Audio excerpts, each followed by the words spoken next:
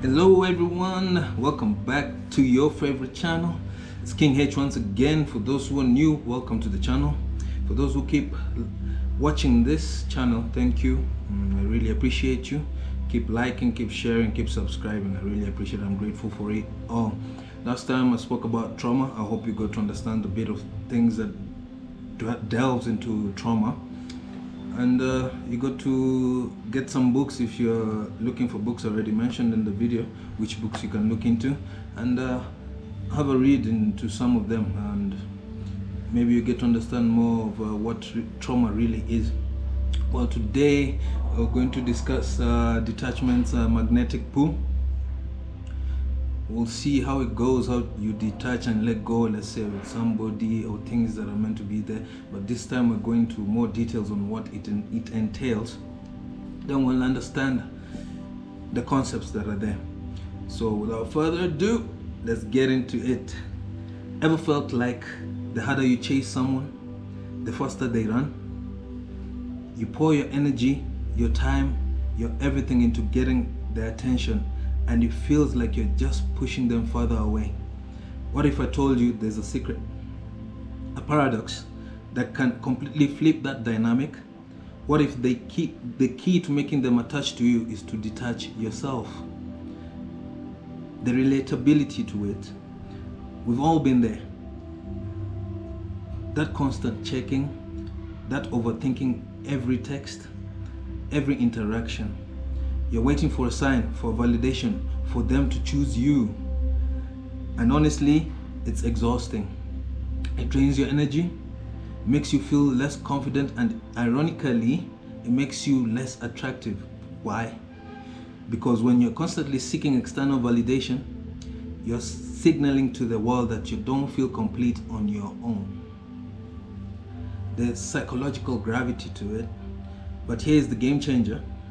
There's a psychological gravity to detachment. Think about it like this. When you're constantly available, constantly seeking, you become a predictable, almost expected presence. There's no mystery, no challenge, no space for them to miss you.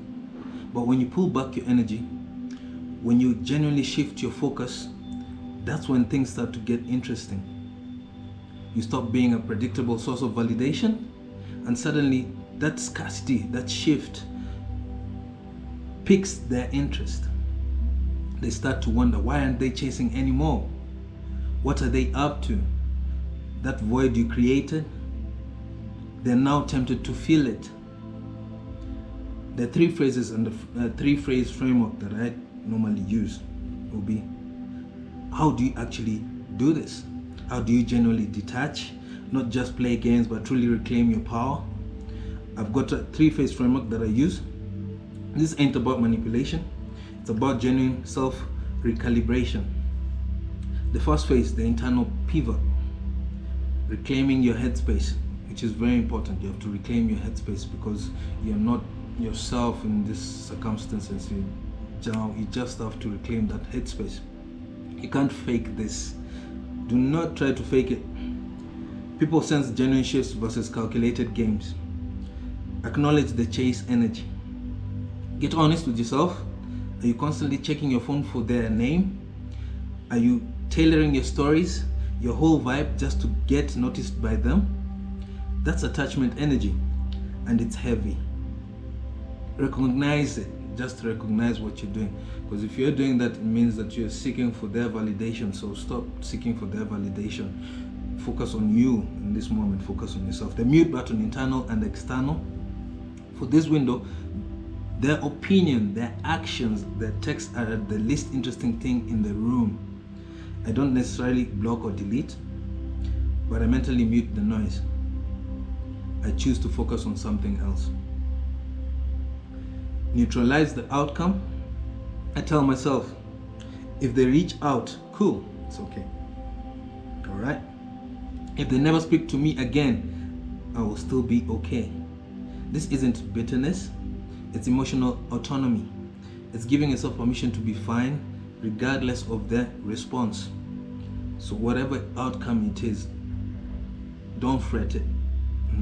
You cannot predict what's coming next, but always stand stand guarded by you. Meaning, when I say guarded, nurture you, focus on yourself. And the more you focus on yourself, you realize a lot of things tend to magnetically pull towards you.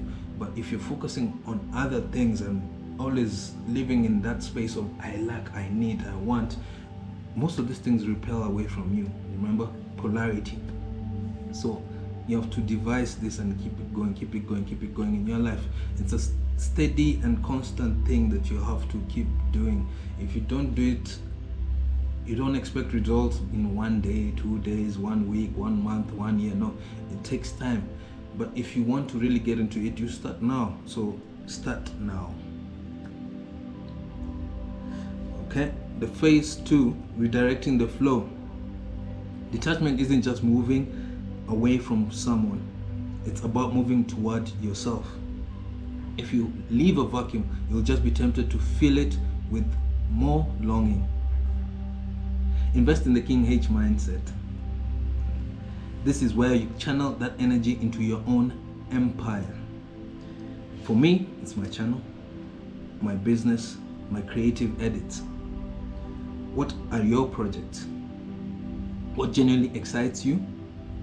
When you're deep in build mode, focused on your purpose, your energy becomes magnetic because it's no longer for sale. Physical presence. Get out of your head and into your body. Take a walk, hit the gym, fix something around the house, work on that creative passion project. When you're physically occupied with your own life, you stop projecting available or waiting energy. Do something, move around, do a hobby, not necessarily sit down and watch a show or something. You can put on your AirPods, your earbuds, take a walk outside, get in touch with nature, listen to your favorite. I listen to albums, and I think maybe I'll also introduce music that helps me through struggle times and all that, but we'll get later into that. So I normally take a walk late in the afternoons, take a 30-minute to 1 hour walk, depends with my feelings in that moment. So that's what I normally do. Then early mornings I do jump rope, skipping, and it helps. I think just to clear your mind in the morning, besides the meditation that I do. Before I even get to messages or emails or anything of that nature, I always just focus on clearing my mind first, because I'm getting back into my conscious level, because I was in my subconscious and unconscious level whilst sleeping, right? So when it comes to physical, get busy, get active. If you need to shift some things from your house, clean the place, just also a clean, sturdy place is very good for you and for your mindset too. So keep that in mind. The third phase is observing the shift. You're not waiting, you're observing the world around you, free from the lens of who's thinking about me. The mystery factor of it, humans are naturally curious. When you stop providing constant open book map of your feelings and whereabouts, you become a black box again. People who took your presence for granted suddenly realize there's a gap where you used to be. That mystery is compelling. The power of no.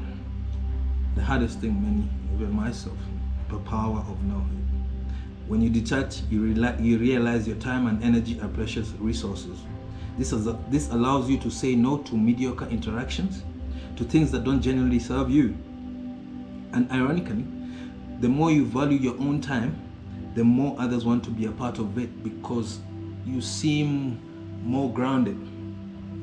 There's a pull towards somebody who's more grounded, who's seeing the beauty of life and what it has to give, as compared to somebody who's always complaining, yet is always looking down on the things they lack or don't have, or better yet, waking up so grumpy or angry.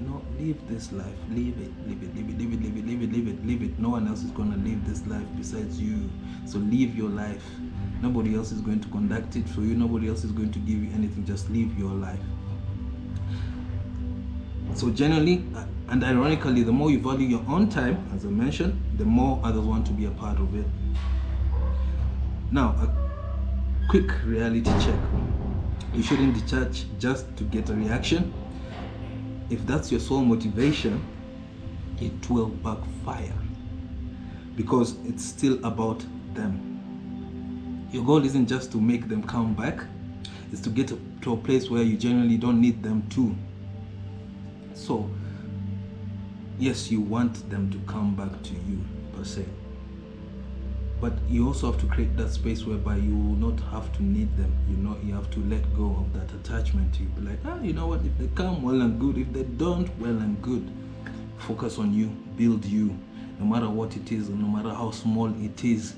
Just focus on yourself, not in a narcissistic way, but just focus on building you as a person. Once you build you as a person, it becomes very easy for others around you to be willing to be around you, and to actually even wish to be around you, because now they see something that they thought they knew. You've become this other different person and personality. So focus on you, build yourself, no matter how small it is. Take that book, read it. You might get some information that you never knew that you actually need. So focus on yourself and do right by you at all times. So as I said, it will backfire because it's still about them. Your goal isn't just to make them come back, it's to get to a place where you generally don't need them to. Sometimes people are attached because their ego is bruised. They no longer have a constant access to you.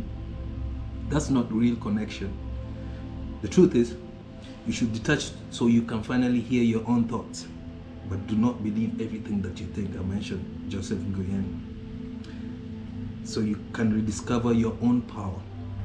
And when you do that, when you genuinely become your own priority, the right people, the ones who appreciate you for who you will naturally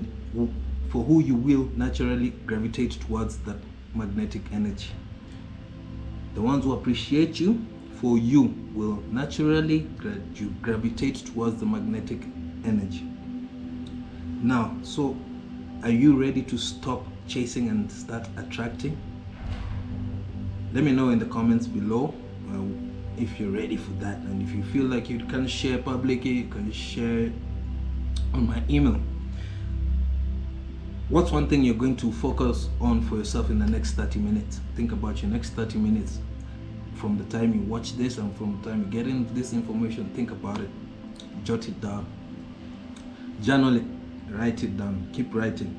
You realize as you keep writing, the past you is not who you are today. So keep writing, keep writing. And I want to hear it. I really want to hear how everything is going for you. You can share that, email, comment below. Also the other people, if you're brave enough, share your comments, share your experiences. Also other people out there might get to understand something or learn something that they may have not known. So feel confident enough to share this.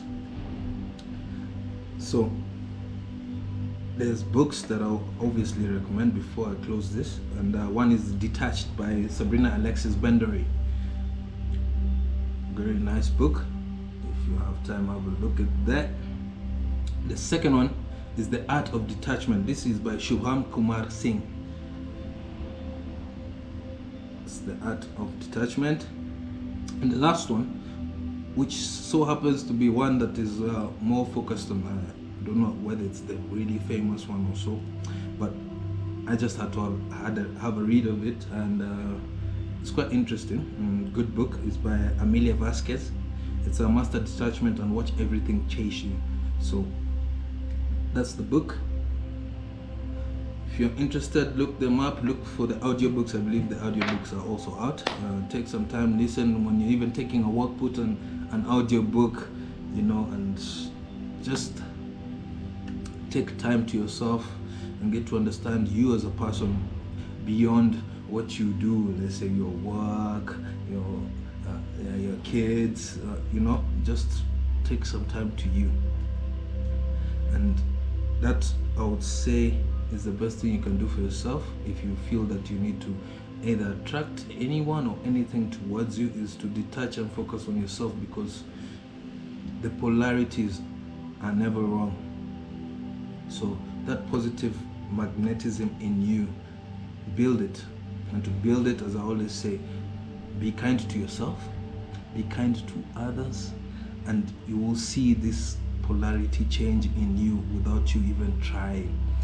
And with that, I would like to say, like, share, subscribe if you can, and please, is the least that you can do. I appreciate those who like, share, and subscribe. You really have no idea. Let's get to 100 subscribers at least after Valentine's, or during Valentine's at least. I think I'm on 68 or something, but I think we can reach 100 or even 1,000. But I can't really be keeping tabs on this that much, because it's like putting a grip on it, so I have to let it go. If it happens, it happens. If it doesn't, it doesn't. And for those that this message reaches, have a great day, have a great evening, take care of yourself, prioritize you, and everything will always be all right. Believe in the better in everything that you do. Believe in the better. Keep that faith going. Everything will always be all right. And that's from me, King H. Bye.